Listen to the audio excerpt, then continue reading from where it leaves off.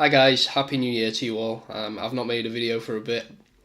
It's been a pretty horrific start to the new year for me because I've been bedridden for most of it with that Aussie flu. Um, just starting to feel a little bit better today, but still quite faint. And after designing a new program for myself, a new diet plan, and everything like that, I got 2 days into it and had to give up. So it all starts again next week for me. But did manage to get some clients in, which is cool. Really enjoying the PT and stuff so far. So yeah, just a bit of a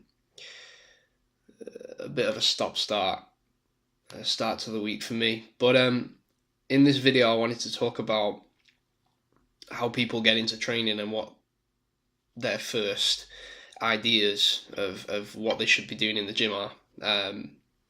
So before I started, I made a point of asking people, if fat loss was your aim, what would you do? What would be your first point of call going into the gym? And pretty much 95% of people opted for some sort of running exercise, some sort of cardiovascular exercise on a treadmill or jogging, something like that. That's what most people would go for. And then after doing my consultations with the clients and asking people after they told me that they go for running, what their favourite and least favourite modes of exercise were, pretty much everyone, and most of the people that I asked were female. Most people would say some sort of circuit-based exercise involving weights and dynamic movements would be their favourite, which goes for most people really, unless you're a bodybuilder or a powerlifter who likes to do just sort of straight set movements with resistance exercises. And least favourite would be exercises that involve running. So I found it kind of strange that this would be their first point of call, even though they didn't actually like doing that. And I thought, that's probably one of the main reasons why people are quite intimidated and quite scared to start getting into the gym, or don't know how to get started in the gym, because they think that the only thing that's going to get them to achieve their goals is by doing something that they don't enjoy doing. And at the end of the day, if you're going into a gym and paying money to do stuff that you don't enjoy doing, then what's the point? I think people have got this idea in their head that the gym is not an enjoyable place, that it hurts. It's going to hurt whatever sort of exercise you do, but obviously the pain is limited if you're doing something that you like. Doing big sets of deadlifts or, squeezing your arms as hard as you can in a bicep curl. It hurts, but knowing that results are at the end of it and knowing that you actually enjoy those exercises, that's what gets you through it. But if you're not enjoying it, then you're not going to put all of your effort in and you're not going to stick with it. And the key to achieving results is longevity. Most people quit after a few weeks, mainly because they're not seeing results, but also because they're not really enjoying what they're doing and there's no real variation in their training.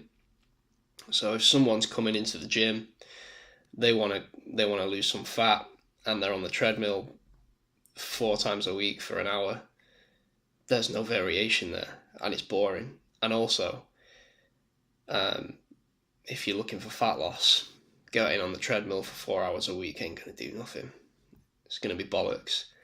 And that's why I and a lot of other far more experienced personal trainers than me, with a new client who hasn't really got a history of going to the gym, first thing they would do is they would get you on a compound exercise weight training plan where you're learning to train a lot of your muscles at once. So compound movements are basically where 2 or more muscles are involved in a certain movement. So your bench press, where you've got your shoulders, triceps and your chest or a squat where it's your hamstrings, your quads, and your glutes. And they're basic movements because you can perform them with no weight. They're basic push pull, squat, whatever movements that are going to tax your body in a lot less time than it would take to do isolation movements. You're going to burn more calories than you would on a treadmill, and you're going to have more fun. And that's what I've been doing with my clients who don't really have too much of a history with the gym, that have come to me and said that they don't really know where to start.